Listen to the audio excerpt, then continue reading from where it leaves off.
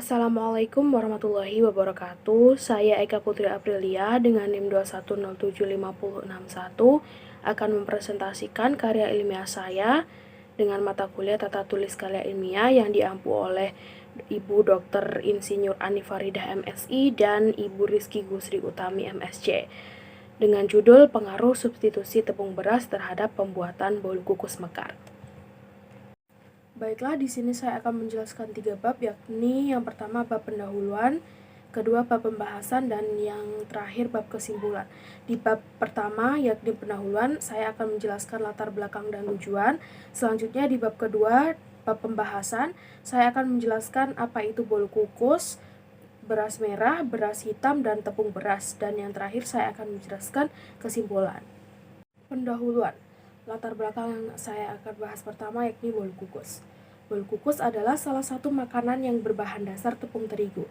Tepung terigu dapat membuat adonan mengembang karena mengandung gluten. Gluten adalah protein yang terkandung dalam tepung yang dibuat dari serealia termasuk gandum. Gluten membuat adonan kenyal dan dapat mengembang karena bersifat kedap udara.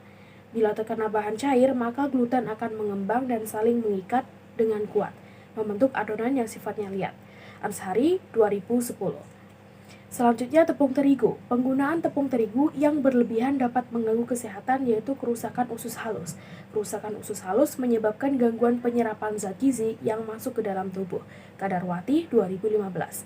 Kandungan gluten pada tepung terigu juga tidak baik untuk penderita autis. Tepung terigu juga memiliki kandungan glikemik yang tinggi sebesar 70.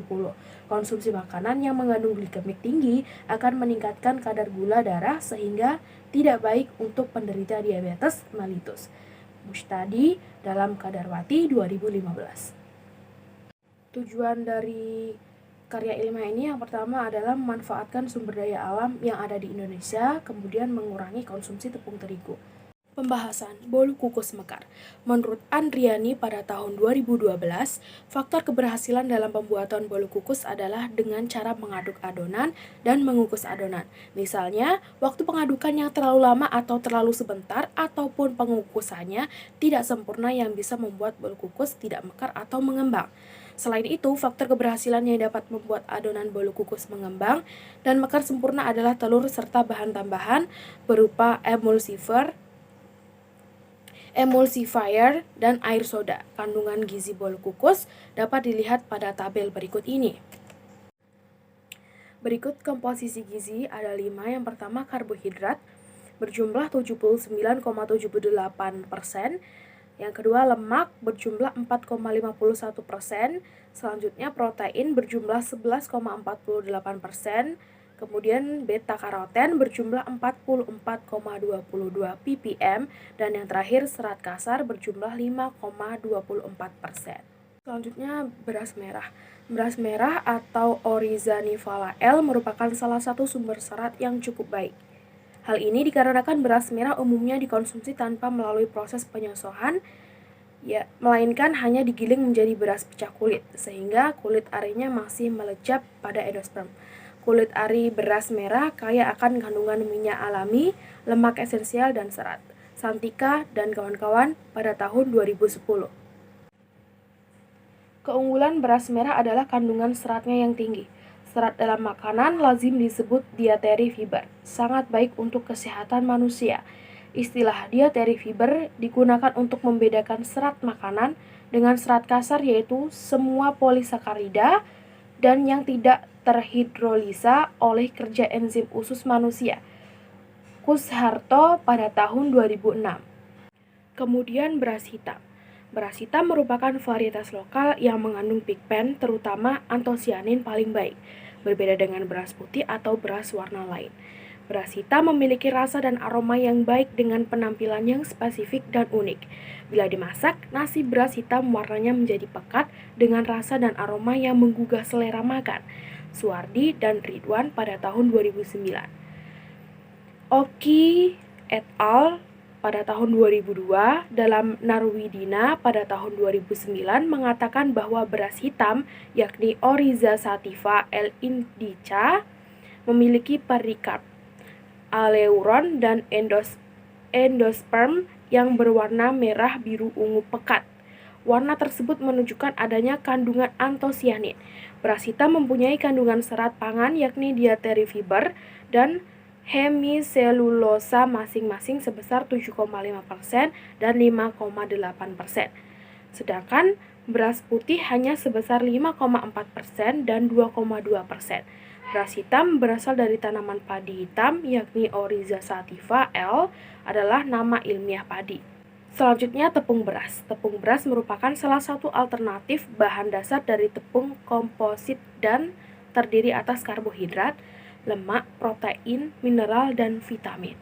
Tepung beras adalah produk setengah jadi untuk bahan baku industri lebih lanjut. Untuk membuat tepung beras membutuhkan waktu selama 12 jam dengan cara beras direndam dalam air bersih, ditiriskan, dijemur, dihaluskan, dan diayak menggunakan ayakan 80 mes. Sumartini dan kawan-kawan pada tahun 2011. Pengolahan tepung beras merah merupakan usaha pengecilan ukuran partikel beras. Proses ini dilakukan dengan dua cara, yaitu secara kering dan basah. Pengolahan tepung yang dilakukan secara basah, hasil tepungnya harus dikeringkan agar tepung beras memiliki daya simpan yang lama. Khatir dan kawan-kawan pada tahun 2011.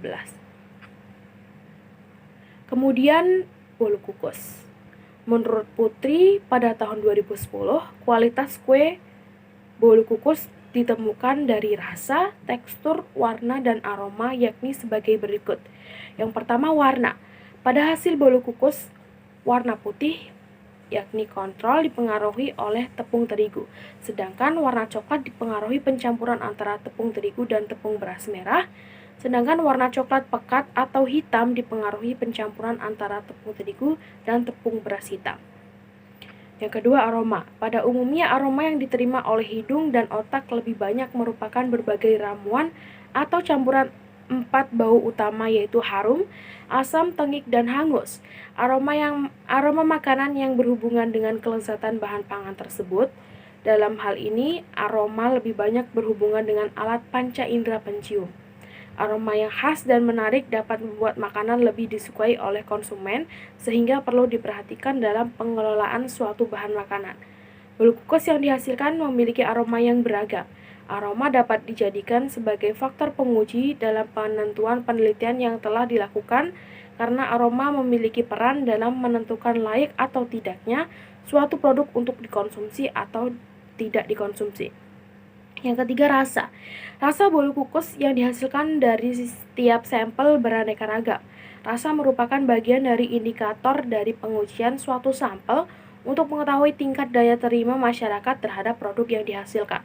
Yang keempat, tekstur. Tekstur yang dihasilkan adalah empuk dan keras. Pada tekstur keras terjadi karena dalam adonan masih kurang teliti, yaitu saat pencampuran atau pengocokan bahan kurang lama. Baking powder yang digunakan kurang pada saat pengukusan api terlalu besar sehingga bolu kukus menjadi keras atau bantat. Kesimpulan, tepung beras merupakan salah satu alternatif bahan dasar dari tepung komposit. Bolu kukus mekar hasil substitusi dari tepung beras merah menghasilkan warna coklat, sedangkan substitusi dari tepung beras hitam menghasilkan warna coklat pekat atau hitam. Untuk rasa dan aroma tentu tidak jauh berbeda dengan rasa tepung beras itu sendiri. Namun, dibandingkan dengan bolu kukus yang hanya menggunakan tepung terigu, bolu kukus dengan substitusi tepung beras ini lebih enak dan aromanya lebih khas. Baiklah, itu tadi presentasi dari saya. Bila banyak kekurangan, saya mohon maaf. Saya ucapkan terima kasih. Semoga presentasi dari saya dan materi ini dapat bermanfaat. Saya akhiri. Wassalamualaikum warahmatullahi wabarakatuh.